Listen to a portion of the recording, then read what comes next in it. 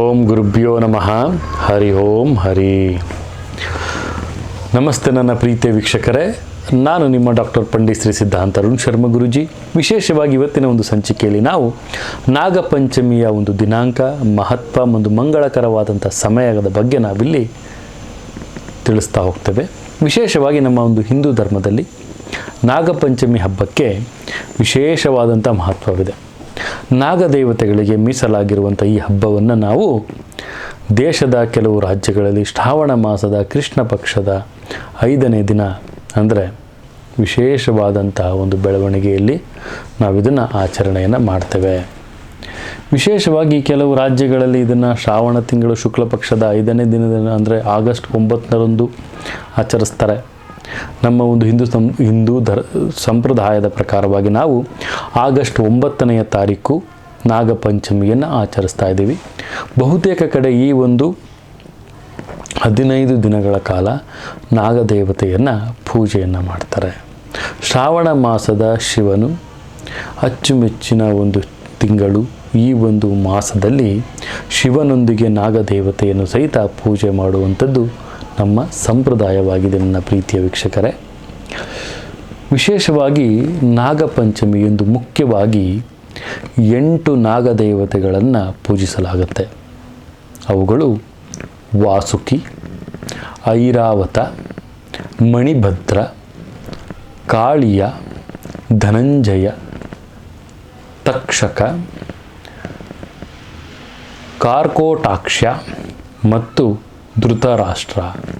ಇವುಗಳನ್ನು ನಾವು ಪೂಜಿಸೋದ್ರಿಂದ ಶುಭ ಫಲಗಳು ಲಭಿಸುತ್ತೆ ನನ್ನ ಪ್ರೀತಿಯ ವೀಕ್ಷಕರೇ. ಇವಲ್ಲದೆ ಹಾವಿನ ಭಯದಿಂದನೂ ಸಹಿತ ನಾವು ಮುಕ್ತರಾಗ್ತೀವಿ. ಹಾಗಾದರೆ ಇದು ನಾಗಪಂಚಮಿಯ ಒಂದು ಮಹತ್ವವೇನು, ಇದು ಯಾವ ಸಮಯದಲ್ಲಿ ವಿಶೇಷವಾದಂತಹ ಒಂದು ಬೆಳವಣಿಗೆಯನ್ನು ನಮಗೆ ತಂದುಕೊಡುತ್ತೆ ಅನ್ನೋದನ್ನು ಸಹಿತ ನಾವಿಲ್ಲಿ ತಿಳಿಸೋಣ. ವಿಶೇಷವಾಗಿ ನಾಗಪಂಚಮಿಯು ಶ್ರಾವಣ ಮಾಸದ ಕೃಷ್ಣ ಪಕ್ಷ ಪಂಚಮ ದಿನದಂದು ನಾವು ಆಚರಿಸ್ತೀವಿ. ಈ ಬಾರಿ ಈ ಮಂಗಳವಾರದ ಅಂದರೆ ದಿನಾಂಕ 25 ಜುಲೈ 2024 ಇದೆ. ಇದು ಬಿಹಾರ, ಬಂಗಾಳ, ಒರಿಸ್ಸಾ, ರಾಜಸ್ಥಾನ ಸೇರಿದಂತೆ ಕೆಲವು ಪ್ರದೇಶಗಳಲ್ಲಿ ನಾಗಪಂಚಮಿಯನ್ನು ಆಚರಿಸ್ತಾರೆ. ಅದೇ ನಮ್ಮ ಒಂದು ವಿಶೇಷವಾದಂಥ ಬೆಳವಣಿಗೆ. ಈ ದಿನ ಶುಕ್ರಾದಂತ್ಯ ಒಂದು ಶುಭನ ಒಂದು ಯೋಗದ ಒಂದು ಸಂಯೋಗವು ಇರುತ್ತೆ. ಆದರೆ ಶುಕ್ಲ ಪಕ್ಷದ ಪಂಚಮಿ ತಿಥಿ ಅಂದರೆ 9ನೇ ತಾರೀಕು ಆಗಸ್ಟ್, ಇದು ದೇಶದ ಇತರ ರಾಜ್ಯಗಳಲ್ಲಿ ನಾಗಪಂಚಮಿಯನ್ನು ಆಚರಿಸ್ತಾರೆ.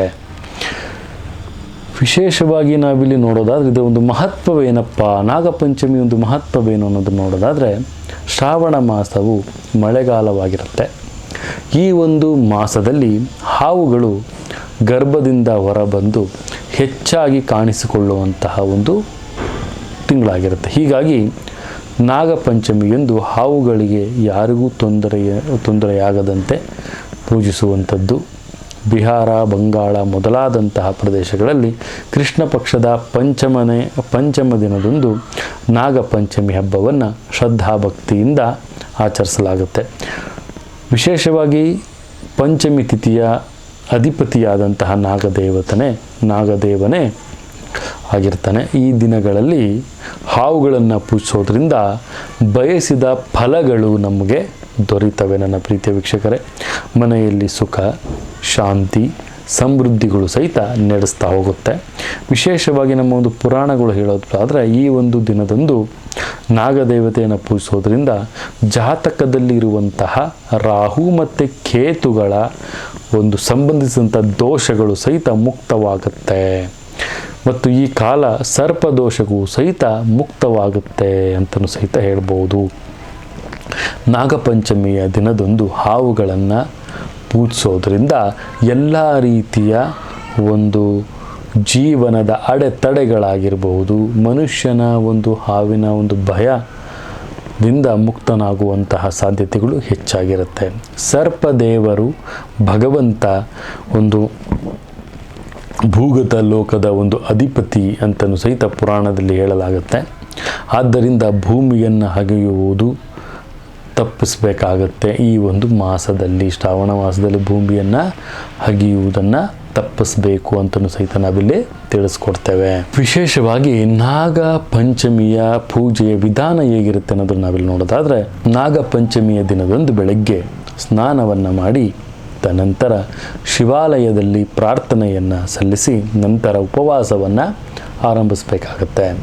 ಮನೆಯ ಮುಖ್ಯ ದ್ವಾರ, ಮನೆಯ ಒಂದು ದೇವಾಲಯ ಮತ್ತು ಅಡುಗೆಯ ಮನೆ ಎರಡೂ ಒಂದು ಹೊರಗಿನ ಬಾಗಿಲುಗಳಿಗೆ ಒಂದು ಸೀಮೆ ಸುಣ್ಣದಿಂದ ಬಣ್ಣವನ್ನು ಹಚ್ಚಿ ಮತ್ತು ಕಲ್ಲಿದ್ದಲಿನಿಂದ ನಾಗದೇವರ ಚಿಹ್ನೆಯನ್ನು ಮಾಡಿ, ಇತ್ತೀಚಿನ ದಿನಗಳಲ್ಲಿ ನಾಗದೇವತೆಗಳ ಫೋಟೋಗಳನ್ನು ಸಹಿತ ಅಥವಾ ಮಾರುಕಟ್ಟೆಯಲ್ಲಿ ಲಭ್ಯವಿರುತ್ತೆ, ತಾವು ಅದನ್ನು ತಗೊಂಡು ತಾವು ಬಳಸ್ಬೋದು. ನನ್ನ ಪ್ರೀತಿಯ ವೀಕ್ಷಕರೇ, ಮನೆಯಲ್ಲಿ ನಾಗದೇವತೆಯನ್ನು ಪೂಜಿಸಿದ ನಂತರ ಹೊಲಗಳಲ್ಲಿ ಅಥವಾ ಹಾವುಗಳು ಬರುವಂತಹ ಸಾಧ್ಯತೆಗಳನ್ನು ಇರುವಂಥ ಸ್ಥಳದಲ್ಲಿ ಒಂದು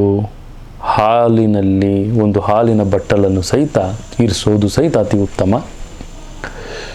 ವಿಶೇಷವಾಗಿ ನಾಗದೇವತೆಯ ಆರಾಧನೆಯ ಒಂದು ಬೆಲ್ಲ ಅಥವಾ ಅನ್ನವನ್ನು ತಯಾರಿಸುವುದು, ನಂತರ ದೇವತೆಗಳಿಗೆ ಹಾಲು ಮತ್ತು ನೀರಿನಿಂದ ಒಂದು ಸ್ನಾನವನ್ನು ಮಾಡಿಸಿ ಮತ್ತು ನೈವೇದ್ಯವನ್ನು ಒಂದು ಧೂಪ ಅಥವಾ ದೀಪಗಳನ್ನು ಸಹಿತ ಅರ್ಪಣೆಯನ್ನು ಮಾಡುವಂಥದ್ದು.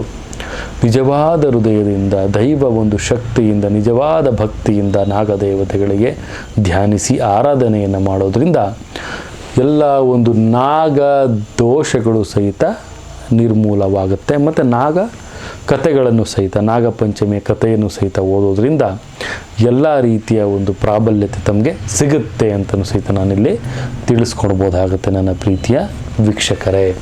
ವಿಶೇಷವಾಗಿ ನಾಗಪಂಚಮಿಯಂದು ನಾವು ಮಾಡಬೇಕಾಗಿರೋದು ವಿಶೇಷವಾದಂಥ ವಿಚಾರ ಅಂದರೆ ನಾಗದೇವರ ಆರಾಧನೆ ಮತ್ತು ಸರ್ಪದೋಷ ಮತ್ತು ಕುಜದೋಷ ಮತ್ತು ಅಂಗಾರಕ ದೋಷ ಅಂತ ಏನಂತ ಕರಿತೀವಿ, ಮತ್ತು ಯಾವುದಾದ್ರೂ ರಾಹು ಕೇತುವಿನ ದೋಷಗಳಿದ್ದರೂ ಸಹಿತ ಈ ಒಂದು ನಾಗಪಂಚಮಿಯ ಒಂದು ಪೂಜೆಯನ್ನು ಮಾಡೋದ್ರಿಂದ ಆ ದೋಷಗಳು ವಿಮುಕ್ತಿಯಾಗ್ತವೆ ನನ್ನ ಪ್ರೀತಿಯ ವೀಕ್ಷಕರೇ. ಇದಾಗಿತ್ತು ನಾಗಪಂಚಮಿಯ ಆಚರಣೆಯ ವಿವರಣೆ ಅಂತಲೂ ಹೇಳ್ತಾ, ನಮ್ಮ ವಿಡಿಯೋವನ್ನು ಲೈಕ್ ಮಾಡಿ, ಶೇರ್ ಮಾಡಿ, ಸಬ್ಸ್ಕ್ರೈಬ್ ಮಾಡಿ ಅಂತ ಹೇಳ್ತಾ, ಸರ್ವೇ ಜನ ಸುಖಿನೋ ಭವಂತು, ಸರ್ವ ಮಂಗಳಾನಿ ಭವಂತು.